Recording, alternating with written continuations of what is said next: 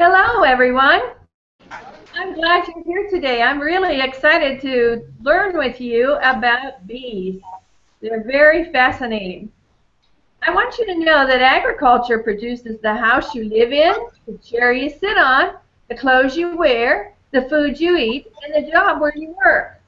And today we're going to find out how the honeybees helps to provide us food. Welcome to this Farm Bureau Farmtastic Agventure Bee Google Hangout.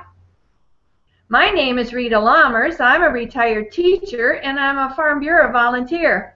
And I'm going to be your host today. I'd like to introduce Anita Cook.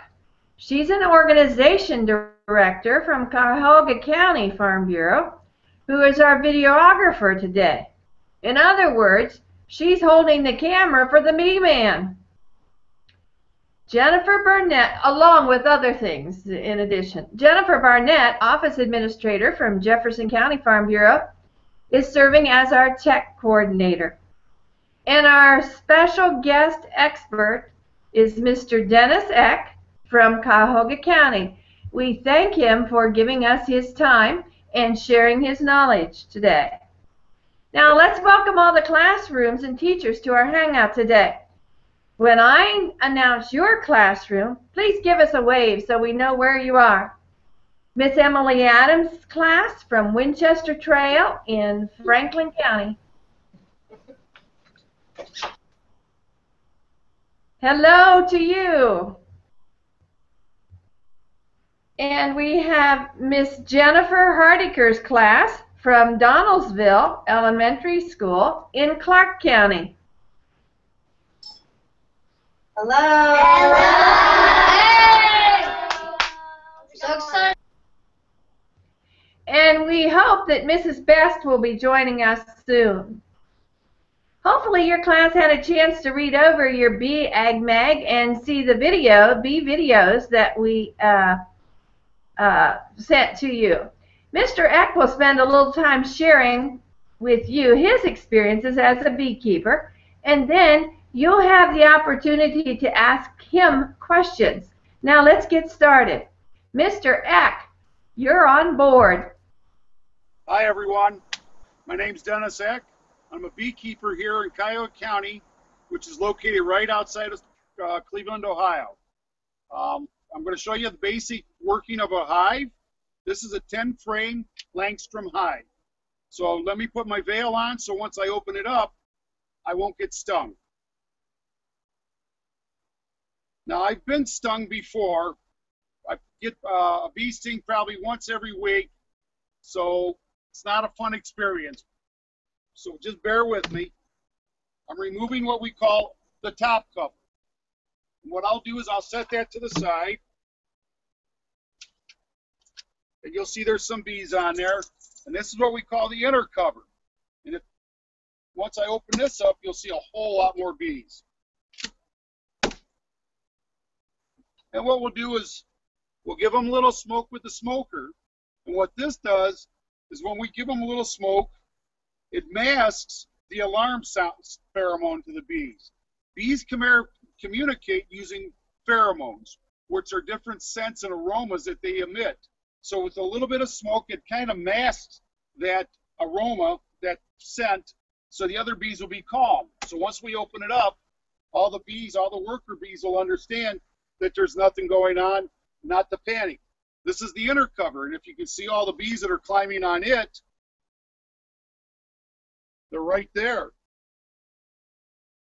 This hive right now is holding about 18,000 bees inside this hive. And what I'll do is I'll pick up frames and I'll show you and explain to you what's on the frame. So just kind of bear with me here for a minute. I have to move bees around so I don't squish them or hurt them or anything. What I'm using is called a hive tool. It's just for manipulations to raise and lower the frame so I can work with them.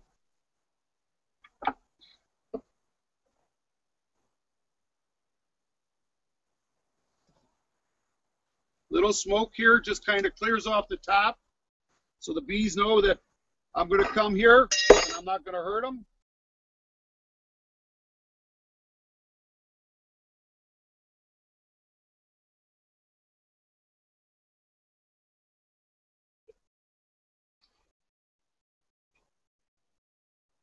Now this is what a frame of bees look like.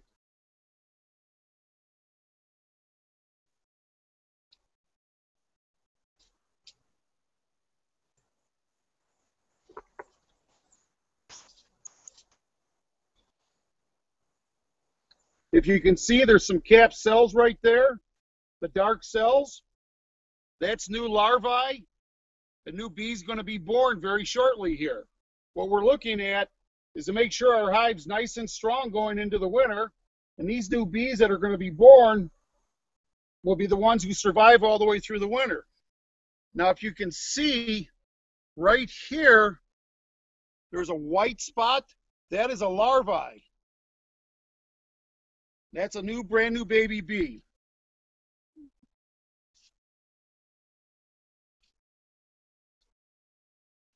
As we're working with them, as long as we're gentle and cautious and slow, the bees will tolerate everything that we do with them. And as I'm working, I can move these frames around and set them down off to the side. And then I'll be able to pick them back up and put them back in.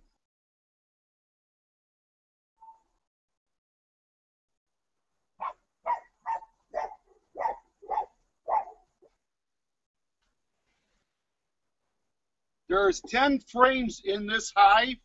This is a standard 10 frame Langstrom hive. So you'll see 10 frames of bees here, and you can have them, there's 8 frames. There's also a 5 frame. So whatever size bee hive will work in your yard is great for you. Here in Cleveland area, we have bees all over the city of Cleveland. We have them on rooftops in downtown Cleveland, right in the center of town. So if you can imagine that, a lot of people have them out on the balconies of their homes. So you can keep a beehive just about any place as long as it's permissible by your neighbors or by law. And what we do is we always take, when we're harvesting honey and stuff, we always make sure we give some to our neighbors to make everybody happy. Now out of this hive, I won't extract any honey this year, but we will for next year. So as we're working it, I'm constantly looking to see what the shape, how good my bees are looking, how good the brood pattern is, and we can go from there.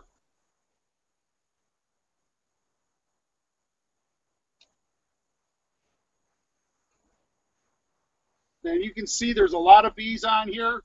Nice brood pattern here in the center. Off to the side here, there's a nice pattern. If I flip it over and look, there's a real nice pattern on the back side. You can see how busy they are. Hopefully we can spot the queen. She has a very long abdomen.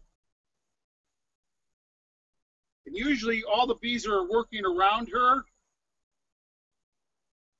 But at this point in time, I can't see her on this frame. It's very hard to exactly pinpoint her at this point. But if you look, the bees are always constantly working. They're always constantly moving. Dennis, how long have you been beekeeping? I've been a beekeeper now for just about 8 years. My wife and I got into this from my previous employment. I used to be an animal control officer for the city of Middleburg Heights. So in that position, I started coming across what we call swarms of bees, which is where a hive becomes overcrowded, and the queen will take half the hive. She'll leave behind a new queen cell, and she takes half the old hive and leaves. And that's called a swarm. And then what we do is we would go out and pick them up and gather them in and put them in a box, another Langstrom hive, and then you have a package of bees right there. You have a whole brand new hive of bees to go with. So as being an animal control officer, I didn't know what to do with them. So I started taking classes, and I took classes about 9 years ago, and I became fascinated with it. I started out with one hive, and now I'm up to the point I have 6 hives here at home. I'm also managing hives over at the Kiowa County Fairgrounds. And if you're ever lucky enough to come up to our county during our fair, which is always in August, we have an observation hive there that is truly fascinating. It's a double hung window. And you can see the inner workings of a hive, the bees coming and going. It's absolutely amazing. And the way they communicate with everybody and each other is it's a wonder to watch. They do what we call a waggle dance when they're inside the hive. It's all movements and vibrations and everything like that. And the bees just enjoy that immensely.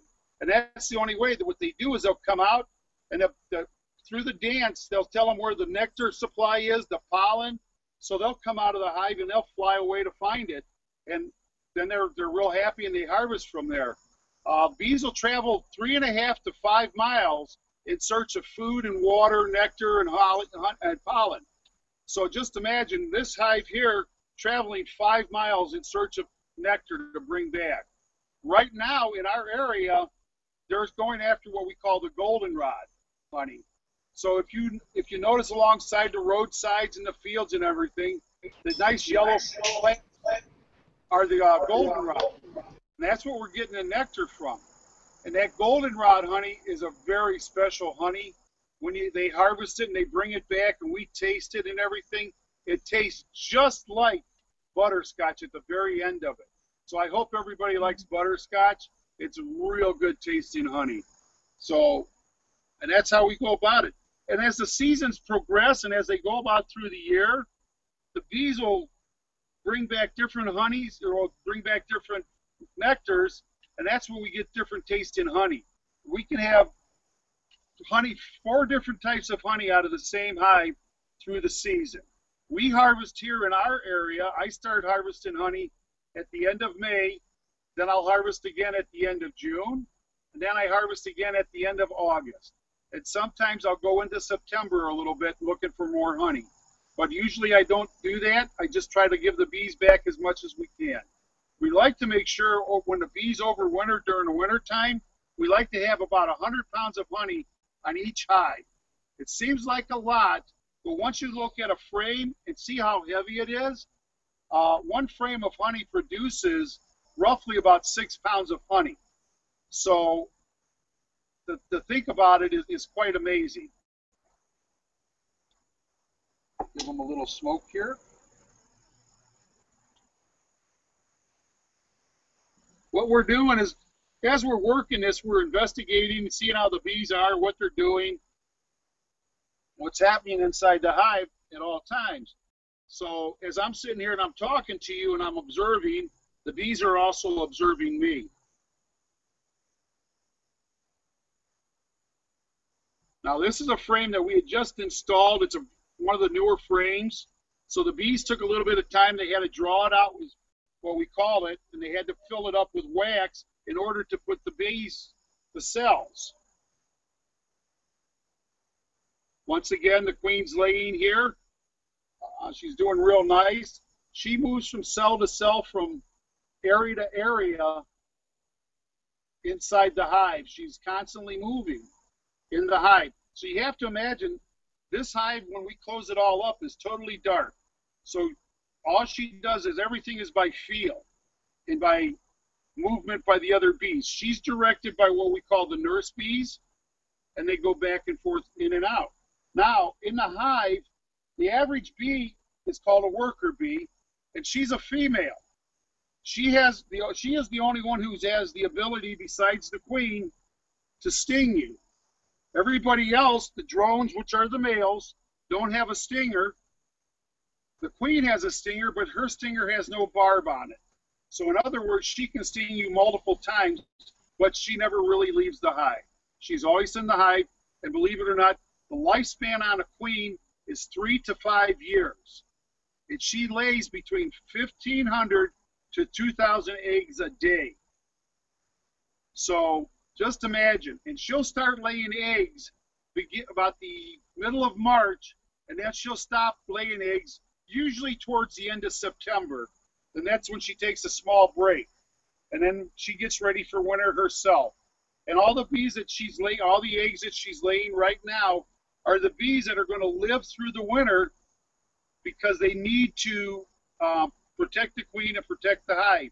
And when I say protect it, what they'll do is they'll go into a cluster in the winter to keep the whole hive warm.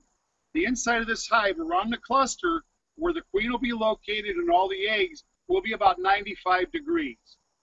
So that is year in and year out.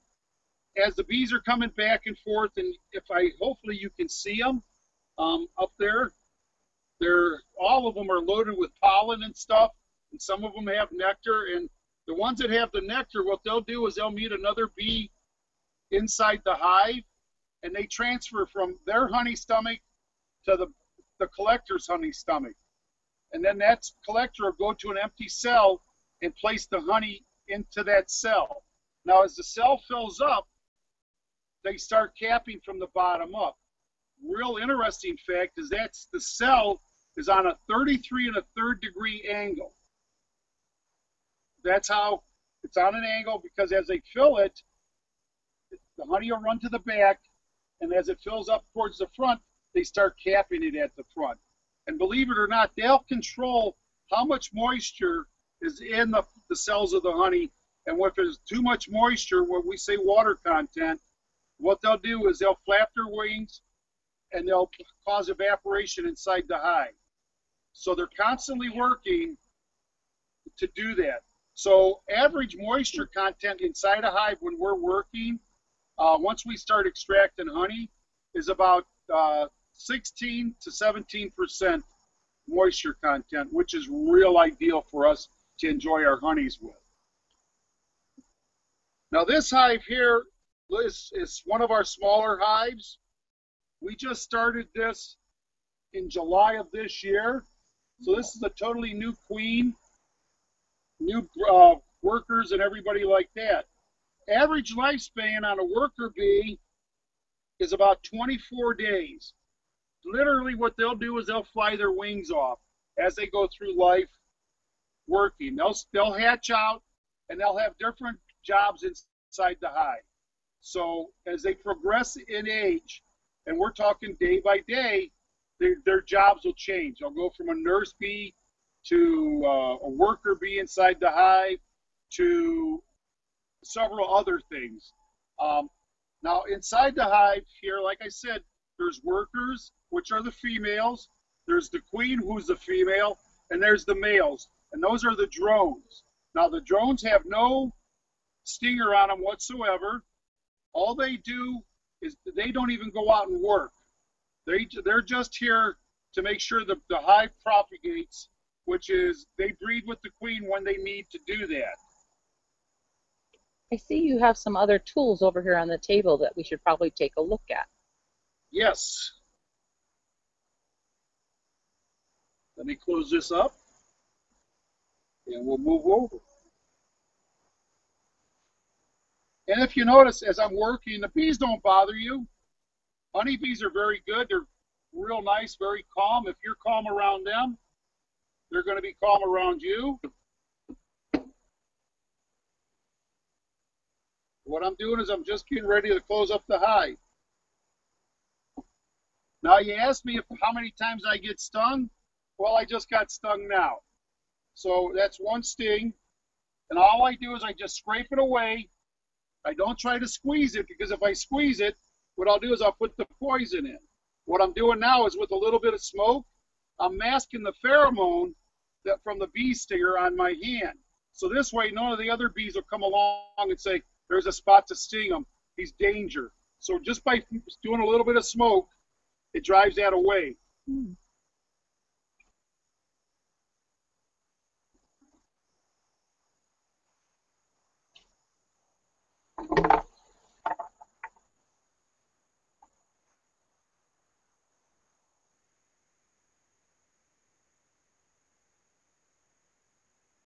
What I do is that helps lift up the outer cover to ventilate the hive. It gives them some place to go, allows more air into the bottom of the hive.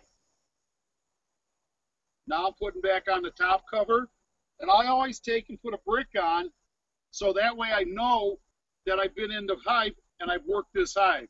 I put it like this. This way I know I've worked this hive this week. Next week I might put it this way, so I'll know in the next couple of weeks that I've already did this hive. So as we move through and we work them, we just change the brick in directions. Now I have different tools here. Like I said, this is a frame extractor, a frame puller. It helps us work it. This is a hive tool, which helps us unglue it, because all the frames are stuck together with what we call propolis, and that's what the bees use as a caulk to seal up all the little cracks and all the little crevices in the hive. And then also we have a bee brush. So as we're working, and if the bees get a lot of bees around us and we need to see on a particular hive, we'll just brush them right off. And we're just nice and gentle. It's a nice soft brush, doesn't hurt our bees at all, and they don't mind us when we do that. I see Val has shown up as well. And this is my wife, Valerie. She's my partner. She's my assistant. Without her help and aid, it's very hard to do by yourself. So with her helping me, we're able to get in and out of the hives and do everything that we need to do. Do you want me to show them a frame of honey? Or do you want to go to the... Let's go to that stuff. Okay. Well, we'll show you what other equipment that we use outside of the hives and what their uses are for.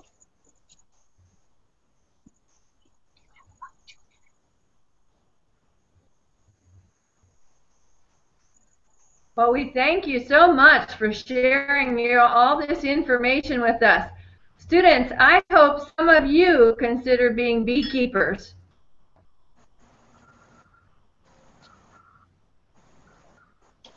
Hi, everyone, again. I just took off my mask, my helmet, so it's a little bit cooler out here for me. During the winter, what we have to do is sometimes we have to feed the bees. And we call this a top feeder bucket. And what we'll do is we'll fill this up with a simple syrup, which is basically sugar water. And we'll use 2 parts of sugar to 1 part water. And we make it real thick. And then what we'll do is we'll flip it over, put it right on top of the hive, and the bees will be able to sip right out of this. The center of it, there's a little screen.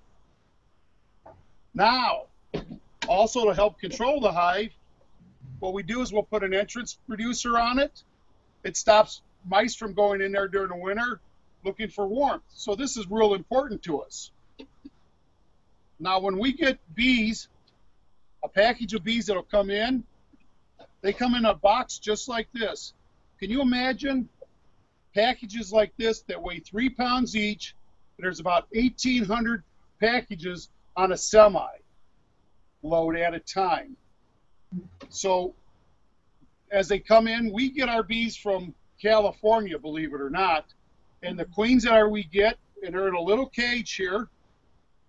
And each box has a queen in it. If you can see this, it's a little cage. Now what happens is in this cage is the queen, and on the very end there's a cork, and that's what holds her in there. So when we receive her, we'll take that cork out, and I take a mini marshmallow and I stuff it into the end. So by the time she eats through the marshmallow and the bees eat through the marshmallows, they've decided that she's their new queen, and they're very happy, and they welcome her into the hive. And from that point on, what she'll do is she comes outside of the box once we put her into the hive, and she'll come out. What she'll do is what we call an orientation flight, which is she'll fly all around the hive and look around. And then once she sees what it's like, she goes back into the hive, and she's all set, and then she'll start laying eggs. And in 14 days after I dump this package into one of the boxes, we'll have brand new bees starting out. So the bees, every 24 days, we have new worker bees. But as I said, she lays 15 to 2,000 eggs a day, so that change.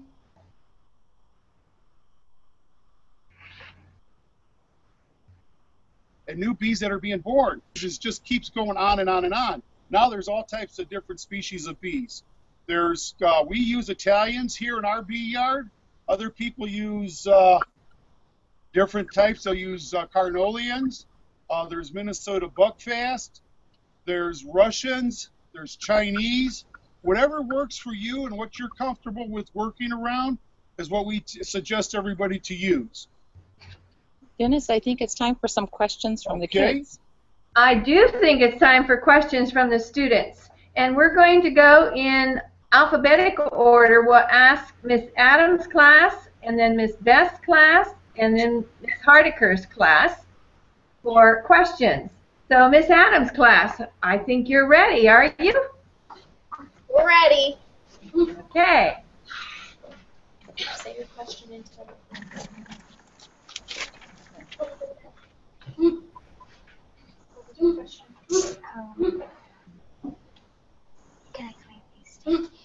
Can I queen beans?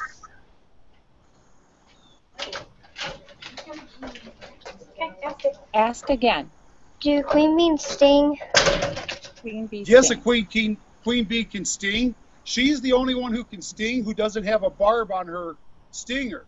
So she can sting you multiple times and still live. Once a bee stings you, a regular honey bee stings you, what happens is when they pull away, the venom sac pulls out of their abdomen, which causes a death to them. Okay, thank you. Let's move on to Mrs. Best's class. You have a question for us. My name is Cadence Angel, and what are the ingredients in royal jelly? The ingredients in royal jelly, that I could not tell you that well. The bees will produce that. There's all kinds of different chemicals that they use within their bodies. So it's a makeup of a lot of different things, and that's what determines the queen, is the royal jelly. Okay, let's go to Miss Hardiker's class. Do you have a question ready? We do. Go ahead, Chesney. Why do bees have stingers? Why do bees have stingers? It's to protect the hive from other animals.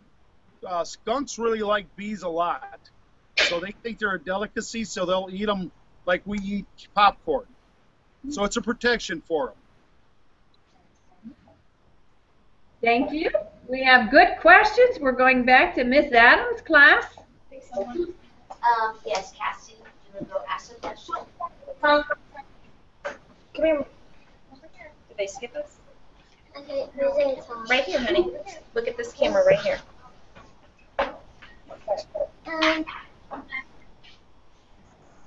Why? Hang on, I'm trying to think of it because Say again, please. why do bumblebees have to protect their home? Why do bumblebees have to protect their home? Well, bumblebees and honeybees all protect their homes. It's just like we protect our homes here. It's just to make sure that they have nobody bothers them. They can come and go as they want. Okay, thank you. Miss Best's class.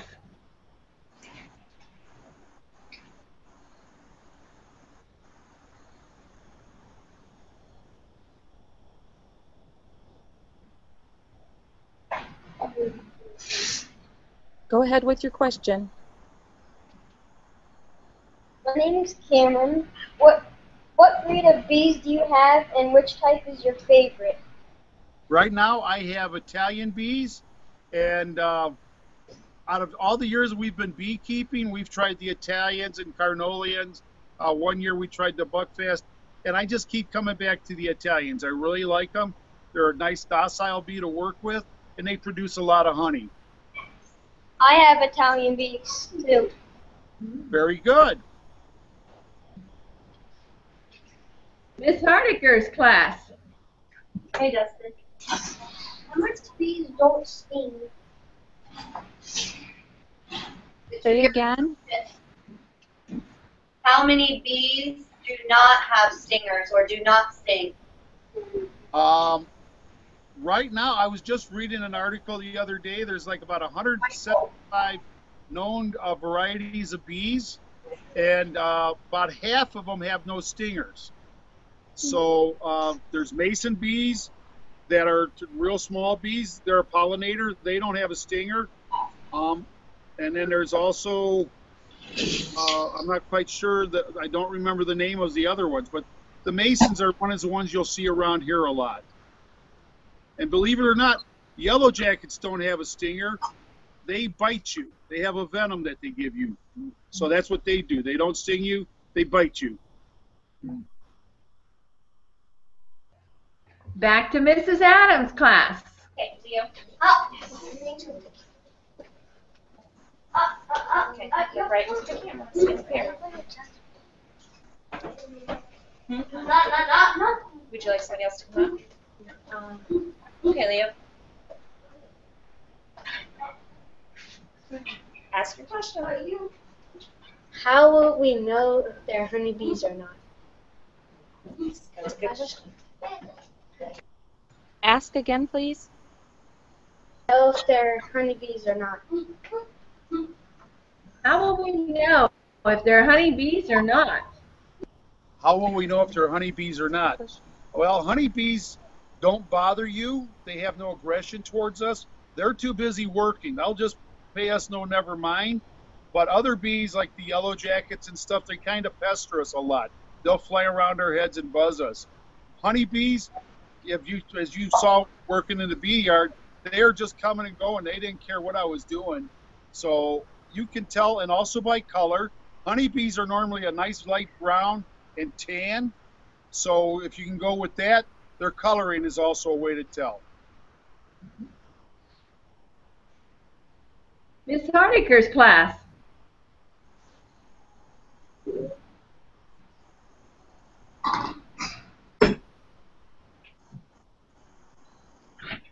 How do bees become a queen? How do bees become a queen? How do bees? What they'll do is, when they're getting ready, let's say they want to swarm or they have to make a new queen because their old queen is sick. What'll happen is they'll lay a cell, they'll lay an egg, and what they'll use is what we call royal jelly again, and they start feeding that to the new egg, and when it hatches, it becomes a larva, and they'll start eating that royal jelly, which is what produces a new queen. And she has a bigger cell, gives her more room to expand.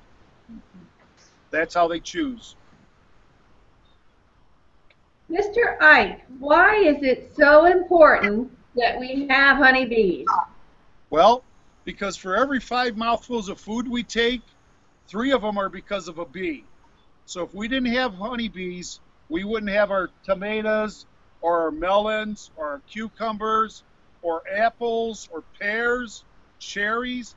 A lot of our fruits are because of bees. A lot of our vegetables. Without the bees, we wouldn't have what we have today. And those bees pollinate the plants, and they take the pollen they get and take it back to their hive. So it's just a very, very important mission they have. Miss Adams' class, you have a question?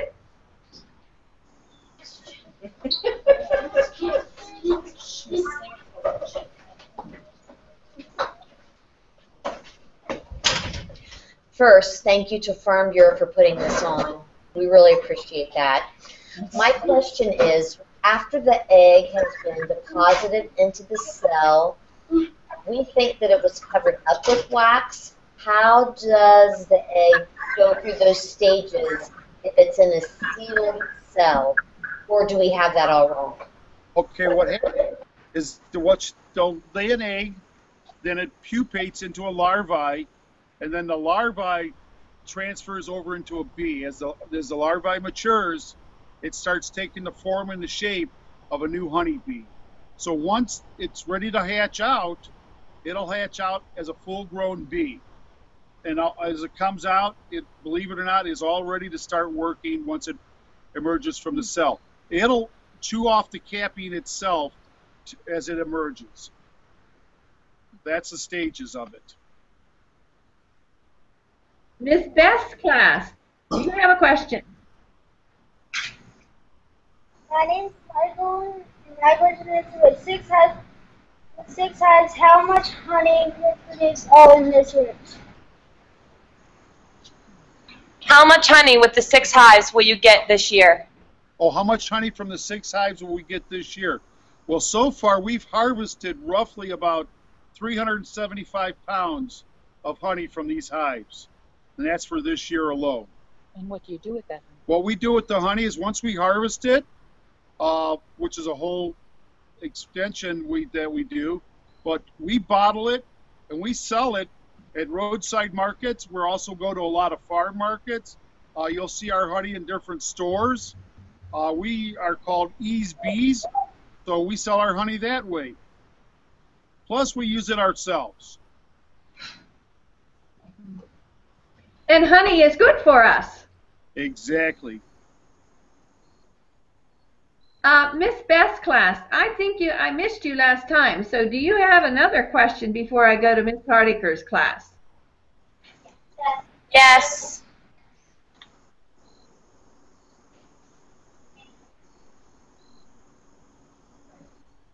Do all breeds of bees live for the same amount of time?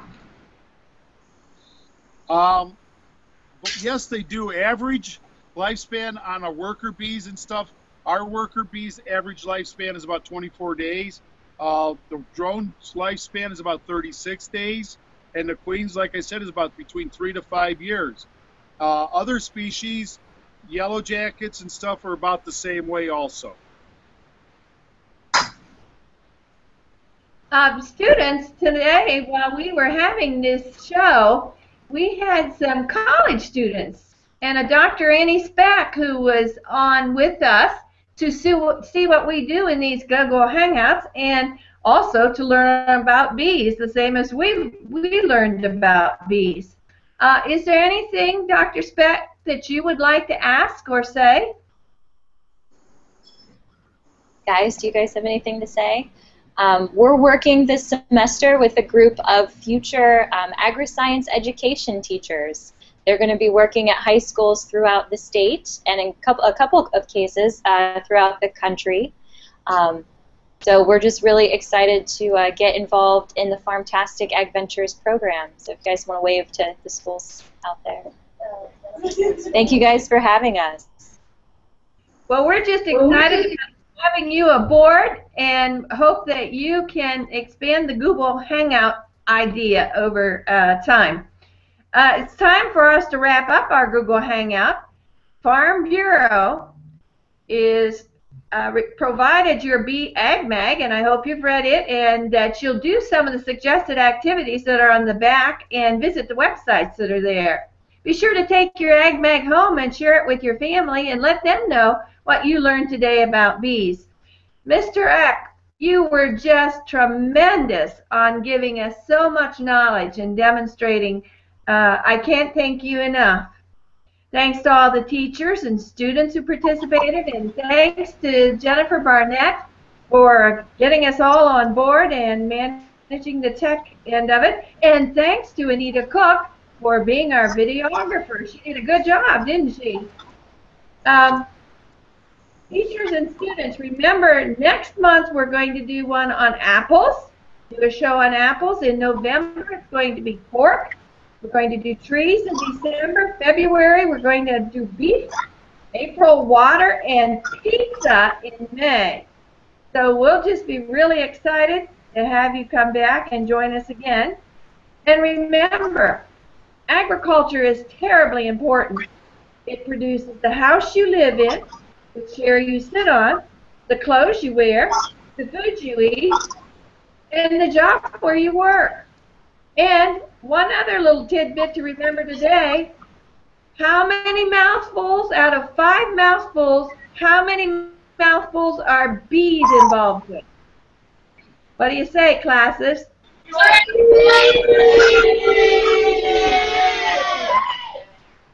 See you next time. And have a great, great day.